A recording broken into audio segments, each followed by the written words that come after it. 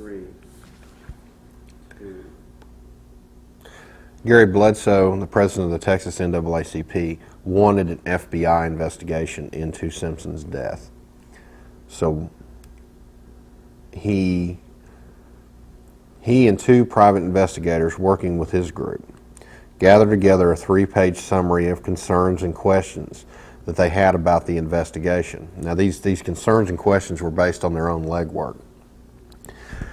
The most irritating thing, I think, to local authorities was that Bledsoe said he had this information and said he had these concerns and even said he had admissible and credible evidence, but he waited several days before giving it to the police. Bledsoe, in his 3-page memorandum,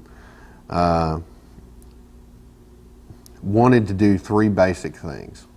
He wanted to show that the black male arrested in the Basha shooting was not Bill Simpson's killer. He wanted to show that this was probably not a random robbery.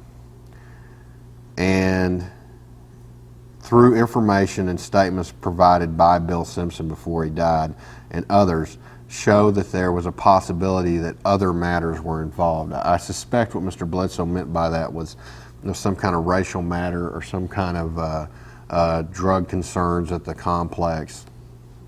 What it ended up being, the only thing that Bledsoe ended up being right about was that the shooter in the Basha case didn't kill Bill Simpson, but the police already knew that.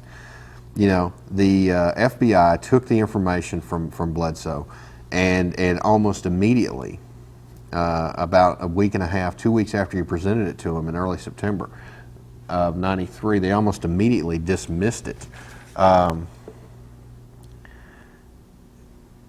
FBI agent Ron Kelly said on September 29th, 1993, most of the information we were already aware of, and the rest of the information I would not consider credible evidence or admissible, and it does not change any activities on the part of the FBI. See, the FBI looked at this, the Beaumont Police Department looked at it, it wasn't anything they already knew. Bledsoe and his people went out and basically got a bunch of unreliable statements from a bunch of unreliable witnesses, and presented this to the FBI and the Beaumont Police Department. It wasn't anything they didn't already know. I think the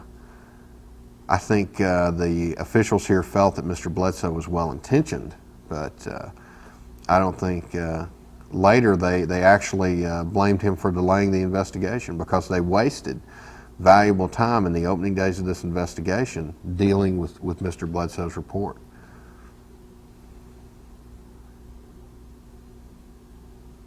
Position on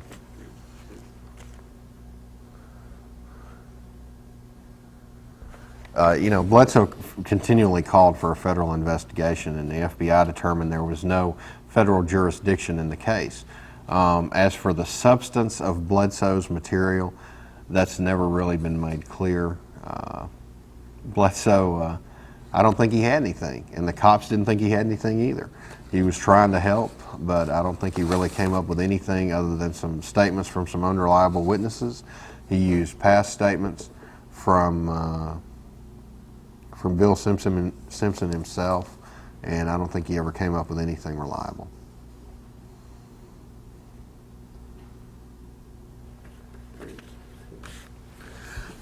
The media coverage of the Bill Simpson case was so heavy and so extensive that I think, in a way, it probably did slow police down a little bit. But on the other side of the coin, police always gripe about media coverage, but I think it also helped because when you've got such a huge spotlight on you, there's even more incentive to get the case solved.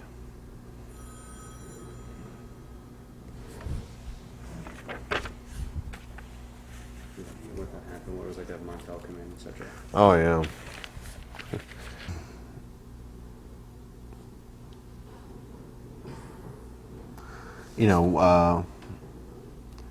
We had networks in here. We had major newspapers here competing with us. We had just everybody and their mother was here covering this story. And, then the talk shows. Montel Williams came in and did a show. And nothing against Mr. Williams, but the whole daytime talk show venue is just trash. And that did nothing but encourage the kind of coverage that a case like this does not deserve. This was a murder. It was a murder investigation. Serious business. There were allegations of some kind of race-based connection to this. This deserved serious consideration. It didn't deserve to be played up on a show like Montel Williams or something like that. That's the sad thing, is a lot of these things are trivialized by coverage like that. Okay, now did you find when you were investigating this, when you were covering this, competing or the big boys in your backyard hurt you or affected you? For our coverage of it, no. I would have to say, and I think I can say this objectively, that our coverage of the Bill Simpson murder was the best coverage there was. The big boys did come into our backyard, but we whipped them every time they turned around. They come in at a disadvantage, and you got to understand, they come in looking for something different. They come in looking for a 30-second sound bite, or they come in looking for an angle that's going to appeal to their readers wherever they are. We're actually handling the meat of the story. So it didn't affect us.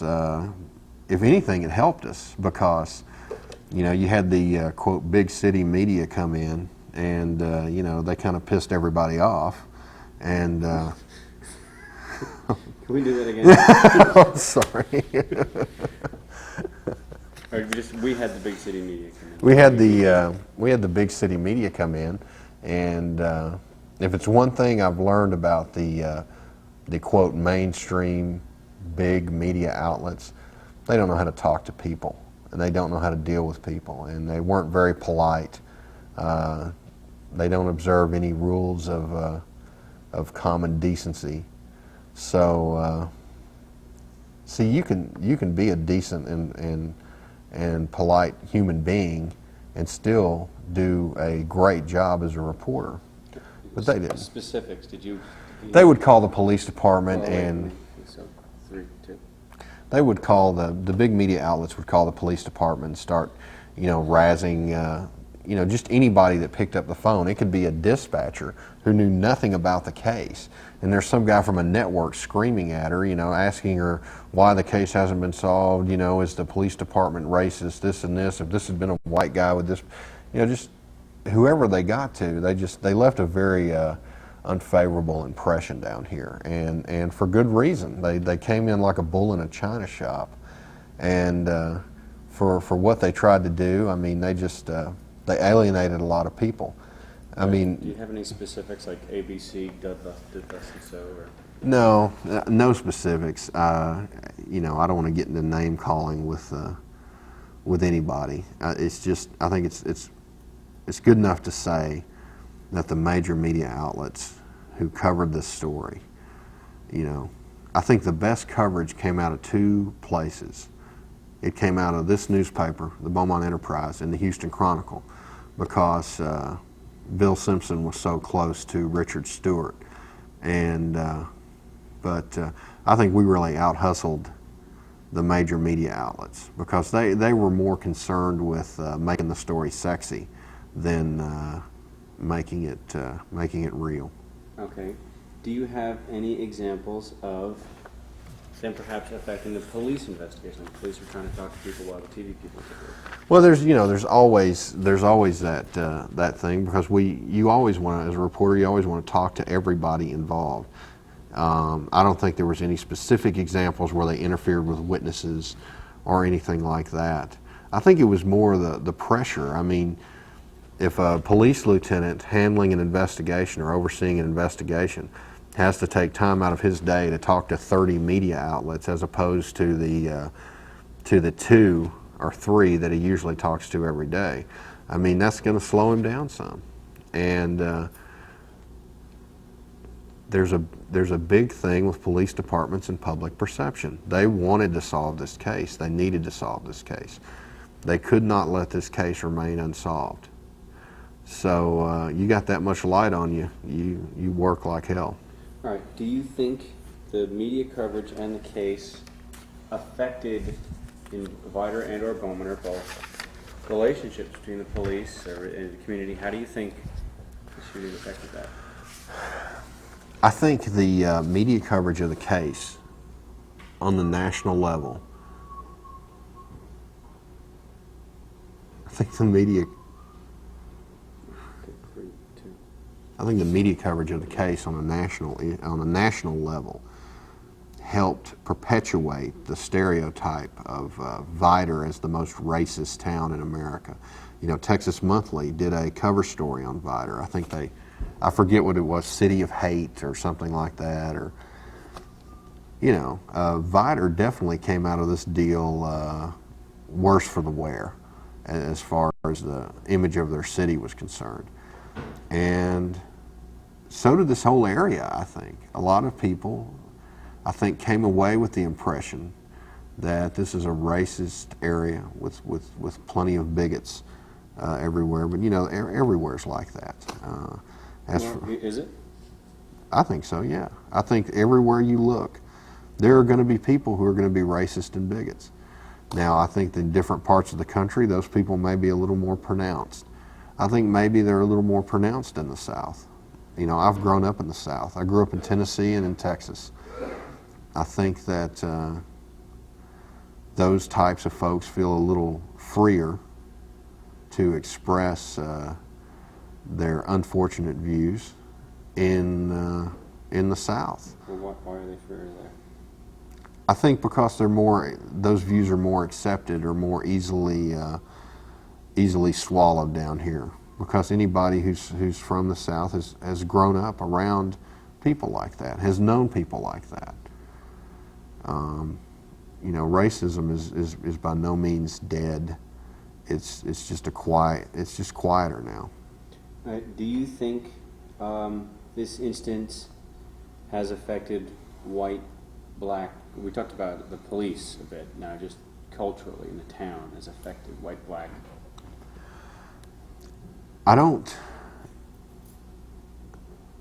think Beaumont and the surrounding area are a place where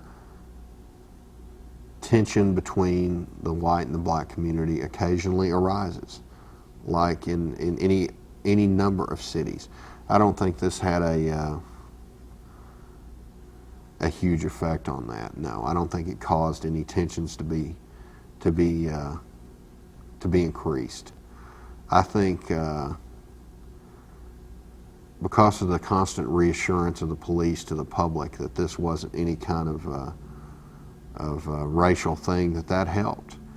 I mean, heck, if this had been some kind of planned hit by the Klan or some white supremacy group, the FBI and the cops would have been all over it. They couldn't afford not to be because of public perception. So. Okay. I wanted to give myself a few minutes to give you a list of folks. Oh yeah, you can say that on camera. Okay, let's see. Who do you need to talk to? Richard Stewart of the Houston Chronicle. Richard works in Beaumont. He is their East Texas bureau chief. I'm looking for it now.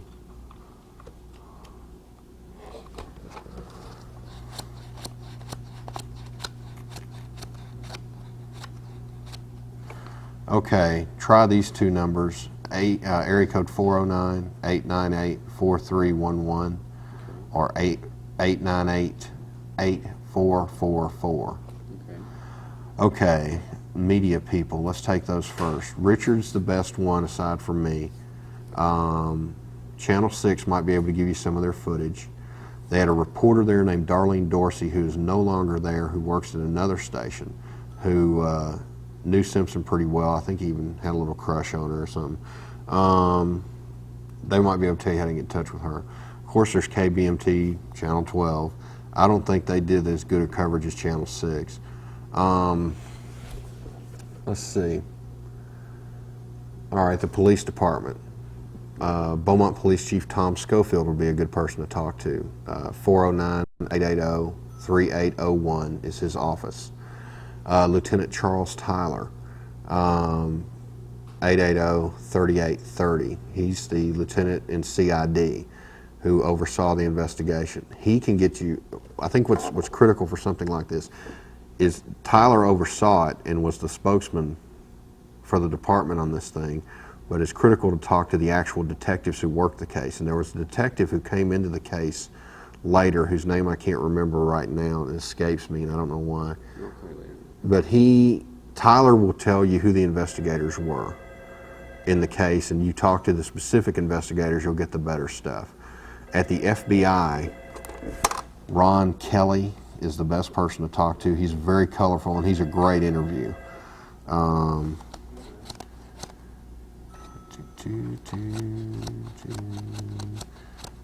Oh, Ron Kelly.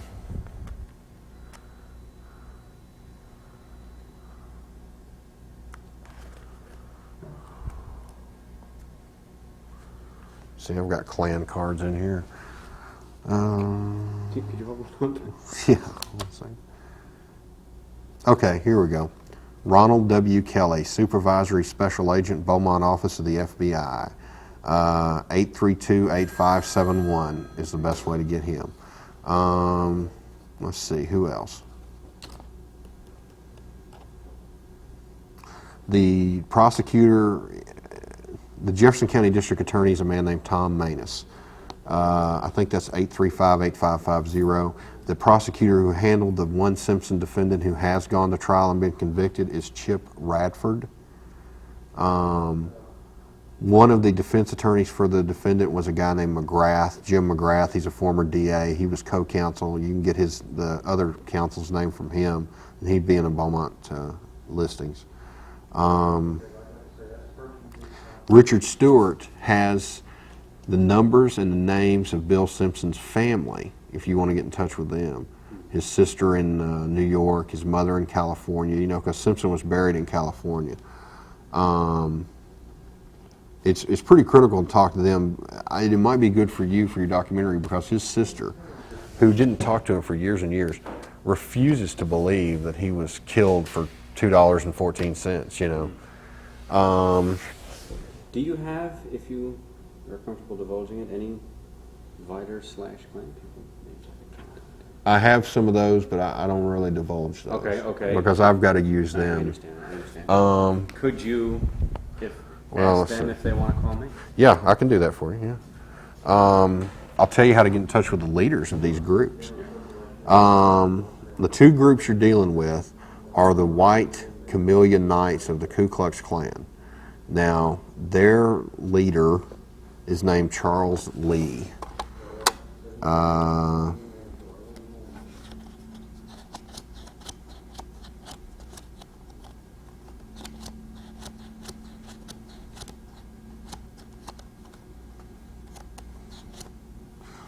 have a number for Charles Lee that's 713-593-1831.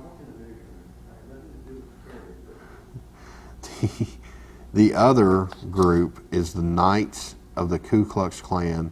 Their Grand Dragon is Michael Lowe. Now I've seen him on TV. You've seen Michael on TV? Hope that doesn't make it in.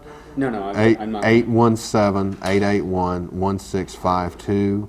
He's got a number in Tyler, 903-592-0771.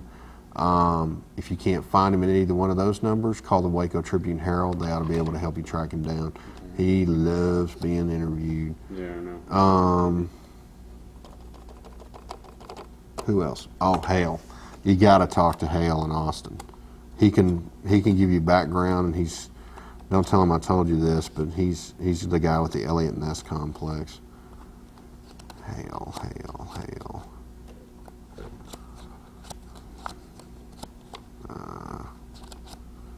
Come on.